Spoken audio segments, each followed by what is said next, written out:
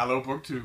I'm coming to you at a different angle today, and this was the Boston Public Library book sale, and I got a bunch of books that I wanted to show you, and I'm being filmed by Chris Rhodes. Chris and Giselle came up for hello, everyone. they came up for the book sale, and I wanted to show you just the things I got real quick. The first one is Time of Torment by the great and now forgotten journalist I.F. Stone. And this is just a collection of his columns that he did for various Washington newspapers on the politics of the 60s. So this is all of his JFK stuff, all of his LBJ stuff.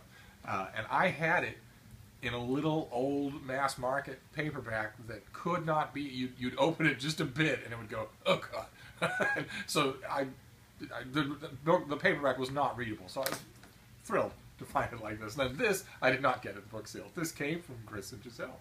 It's the Penguin Classic Deluxe Edition of War and Peace. Isn't that lovely?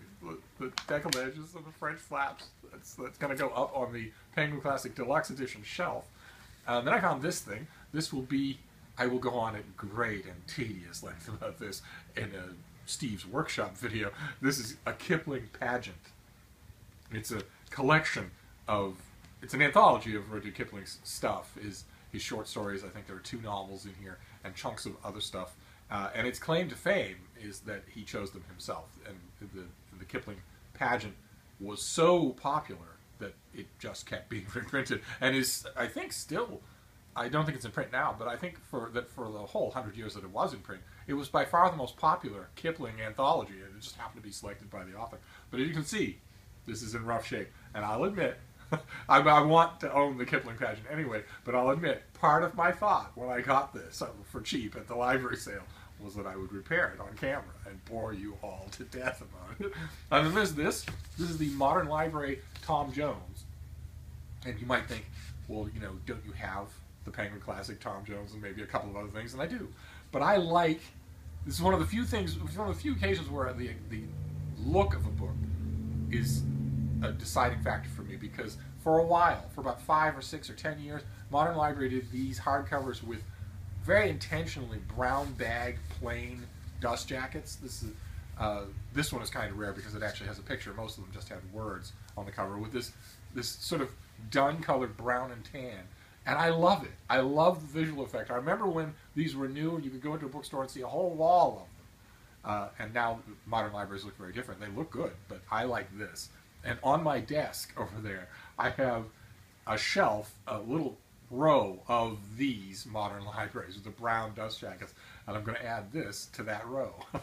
And then found this, American Colonies by Alan Taylor. This is his study of colonial life right up to the verge of the American Revolution. And I don't own a copy. I did. I got rid of it. And the main reason that I got it is because his new book is incredible. I'll be singing its praises on this channel, and I hope I'll be reviewing it as well. But reading the new book, I kept thinking, you know, gee, I wish I had still a copy of his old one, and there it was at the library sale. And then this thing, the best of them all, I mentioned on this channel before that I have a sweet spot for old National Geographic illustrated hardcovers. I just love them. And I found this. It's a box set of the songbirds and garden birds in one volume, and the waterfowl and birds of prey in another. And I just think that's amazing. That because the bird books are 2 National Geographic volumes that I didn't have, so I was thrilled to find them in such good condition. This one obviously needs to be repaired a bit, but they still have their original colors. No fading, no sun dappling, no nothing like that. And also, because nobody has touched this since they sold it or gave it away, this one also has the songs on vinyl in the back. If you can find a machine that will play it, you can hear what an oriole sounds like. I think that's just incredible. At almost any yard sale or garage sale that you found this book in, that recording would long since be gone, but not at the library book sale. And in a box set too, which I love. So that was, if I had to pick a highlight, of course it would be the Penguin Classic Deluxe War and Peace, but if I had to pick a highlight from the sale, it would be this thing, hands down. And there you go. That is the my haul from the Boston Public Library book sale for October. And the one thing this wasn't on the pile, this is actually, it's just this. And one thing you'll notice is that there aren't that many books. And that was very conscious.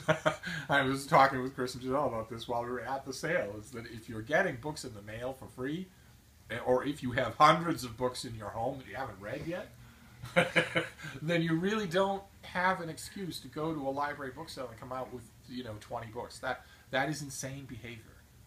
Actually, clinically insane behavior, and we don't want that now, do we? We all know the book channels we go for that, and I'm hoping this isn't it.